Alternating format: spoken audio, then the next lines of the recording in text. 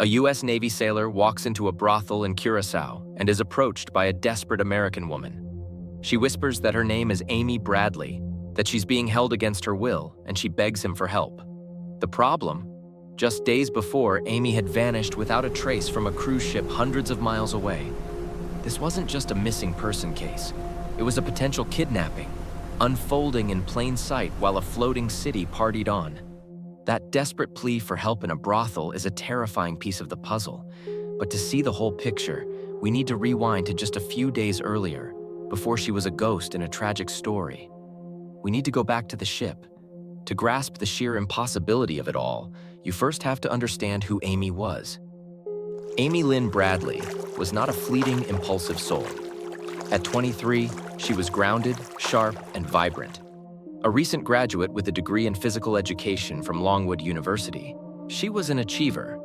More than that, she was a child of the water, an elite swimmer, a certified trained lifeguard.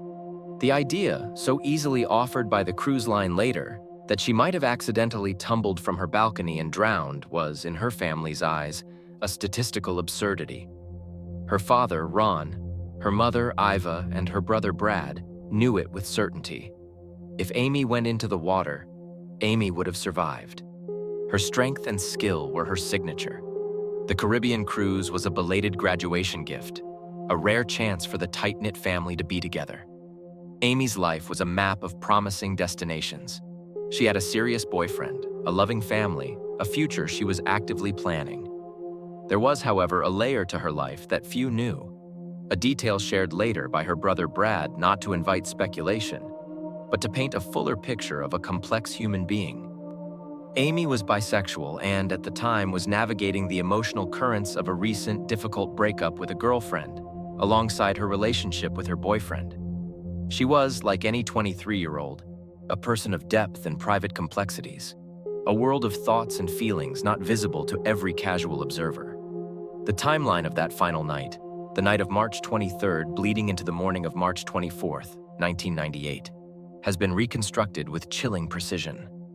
Each established fact only makes the final outcome more baffling. The evening began in celebration. Amy and her brother Brad went to the ship's disco, dancing, laughing, soaking in the festive energy. Amy spent a good portion of the evening interacting with the house band, Blue Orchid. Video footage from that night shows her dancing with the band's bass player, an Antiguan man who went by the stage name Alistair Yellow Douglas. The interaction appears carefree, the kind of easy fun that happens 1,000 times a night on a cruise ship. At approximately 3:40 a.m., the electronic keycard system on their stateroom door registered Amy's return. She didn't go to sleep right away. Instead, she took her cigarettes and lighter and stepped out onto the small private balcony attached to their room. The ship was slicing through the darkness, en route to the port of Curacao. Between 5:15 and 5:30 a.m., her father, Ron, awoke. He glanced out onto the balcony and saw a sight that gave him no cause for alarm. His daughter, Amy, seemingly asleep in a lounge chair. It was a peaceful image. He looked at her for a moment before going back to sleep, unknowingly capturing the last image any family member would ever have of her. At 6 a.m., Ron woke up again. The first light of dawn was beginning to paint the sky. He looked toward the balcony, and his heart stopped. The chair was empty. Amy was gone. On the table sat her pack of cigarettes and her lighter. Inside the cabin, her shoes remained where she had left them. There was no note. There was no sign of a struggle. There was no disarray. There was only a profound and sudden emptiness. Amy Lynn Bradley had, for all intents and purposes, vanished into thin air. The family's initial frantic panic quickly curdled into a deep, lasting frustration, then anger at the response from the cruise line, Royal Caribbean. When Ron Bradley, a father gripped by primal fear, reported his daughter missing, his first, most logical request was immediate and urgent. Stop the ship from docking. Don't let a single person off. Make an announcement over the ship-wide public address system. It was a plea born of common sense, yet it was met with what the family describes as a chilling degree of corporate inertia. The ship's command delayed making any ship-wide announcement for hours. In that critical window, the Rhapsody of the Seas docked in Curacao. The gangway was lowered. Thousands of passengers and a significant portion of the crew streamed off the ship for the day, unvetted, unquestioned.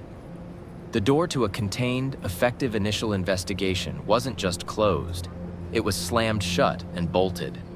In a later documentary, the ship's cruise director at the time, Kirk Detweiler, offered a statement that, for the Bradley family, encapsulated the cruise line's attitude.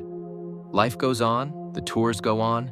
We are not going to stop the tours for everybody because of one missing person. It was a stunningly callous remark, but it was hardly an isolated incident. In the years that followed, other disappearances on Royal Caribbean ships would lead to similar accusations from grieving families. Delays, lack of cooperation, and a prioritization of itinerary over investigation. In the chaos of those first hours, one name quickly rose to the surface: Alistair "Yellow" Douglas, the bassist from Blue Orchid. He was one of the last people seen with Amy in a public space. Eyewitnesses would later claim they saw Yellow and Amy together on the deck near 6 a.m., right at the precipice of her disappearance. This directly contradicted Yellow's own statement that he had left the passenger areas at 1 a.m., as crew members were required to do. But it was a quiet, unsettling interaction that morning that cemented the family's suspicion. As Brad, Amy's brother, stood on the deck, reeling from the news, Yellow approached him.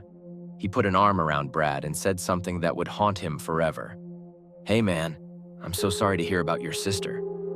The chilling part? He said this before the ship had made any official public announcement about Amy being missing. How did he know? The question hung in the air, thick and heavy with implication. The FBI would eventually question Douglas, and he reportedly passed a polygraph test. But for those who study the fallibility of such tests, it was far from a conclusive exoneration. For decades, Yellow dropped off the public radar.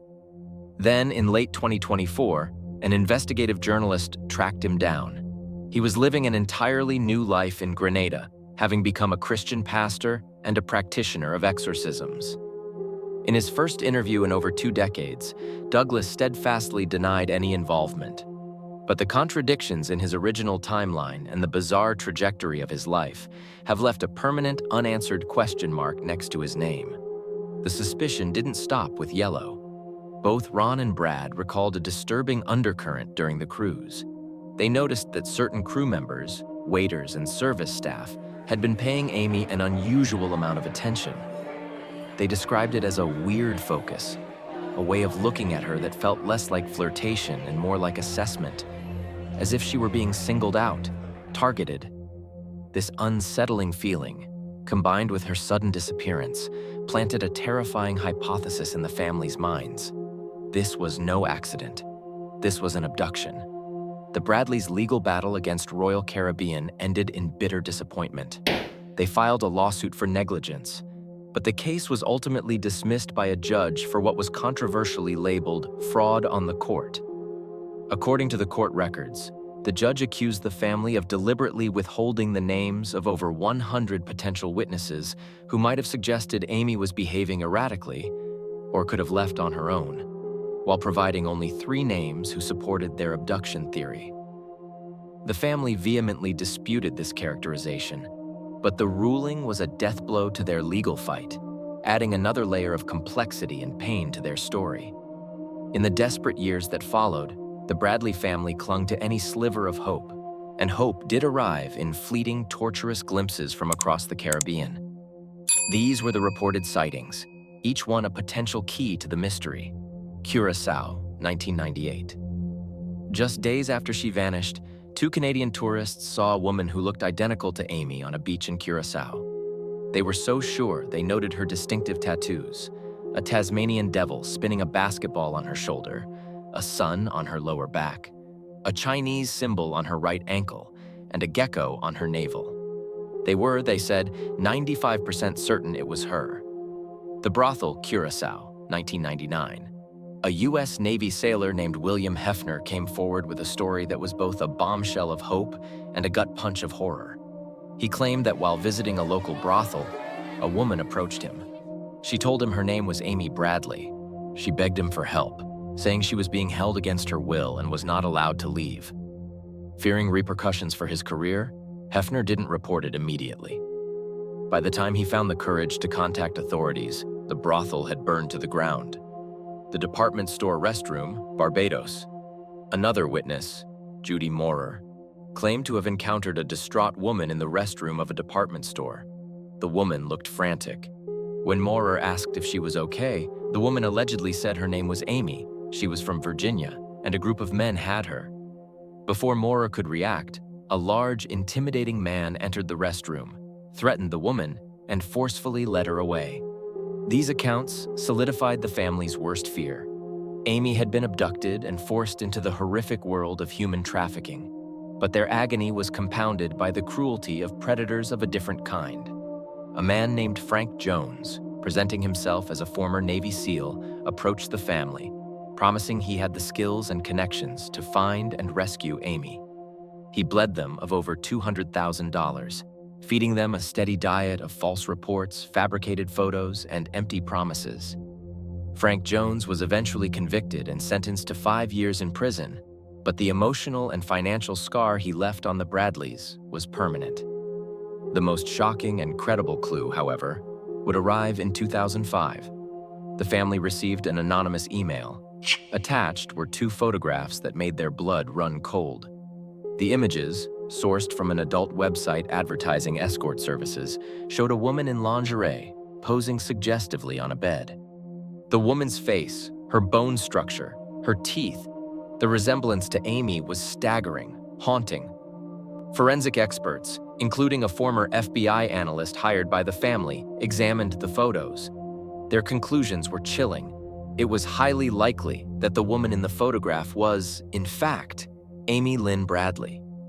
Despite exhaustive efforts, investigators could not trace the origin of the website or the location where the photo was taken. But for the family and for the millions who have followed the case, the photo stands as the most painful and persuasive piece of evidence, a sign that Amy may have been alive, but enduring an unspeakable fate in the shadowy underworld of sexual slavery. In 2010, after 12 years of searching, Amy Lynn Bradley was declared legally dead. It was a procedural necessity, but it did nothing to extinguish the embers of hope in her family's hearts. For the FBI, the case remains open and active. A $25,000 reward for information leading to her location, or a conviction, is still in place. The family has offered its own reward, a staggering $260,000. In recent years, a surge of public interest, fueled by true crime podcasts, Netflix documentaries, and celebrity attention, has breathed new life into the case. This renewed spotlight carries the hope that somewhere, someone who has remained silent for over 2 decades might finally find the courage to speak up. So what, after all this time, truly happened to Amy? Accident or suicide? This theory crumbles under the slightest scrutiny. No body was ever found, and Amy's swimming prowess makes an accidental drowning highly improbable. There was no indication of suicidal ideation. Voluntary disappearance? Possible, but profoundly unlikely. She left behind her shoes, her identification, her money. She gave no hint to her loving family that she planned to start a new life. It doesn't align with the person she was. Foul play and human trafficking? This remains the most terrifying and the most plausible theory. It is a narrative supported by the strange attention from the crew, the chillingly prescient comment from Yellow Douglas, the multiple credible witness sightings of a captive woman, and the final, horrifying punctuation mark of that 2005 photograph. More than 27 years have passed since that March morning. Amy's parents are older now, their lives forever defined by a single moment of absence. But they have never, ever given up. The story of Amy Lynn Bradley is a harrowing reminder that darkness can exist in the most brilliant of paradises, and that a floating city, for all its promises of escape, can become a cage. Amy Lynn Bradley is still missing. Look closely at her photos. Remember her tattoos, the Tasmanian devil on her shoulder, the sun on her lower back, the Chinese symbol on her ankle, the gecko on her navel. If you have any information, no matter how small it may seem, please contact your local FBI office or the nearest U.S. embassy.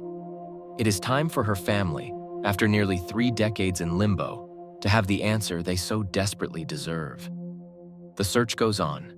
The hope, however fragile, has never been extinguished. Thank you so much for watching. If the story resonated with you, please hit the like button, comment with your thoughts, and subscribe for more cases. Every interaction genuinely helps. It tells the YouTube algorithm that this story matters, which gets it recommended to more people. It makes a huge difference. Thanks again, and I'll see you in the next one.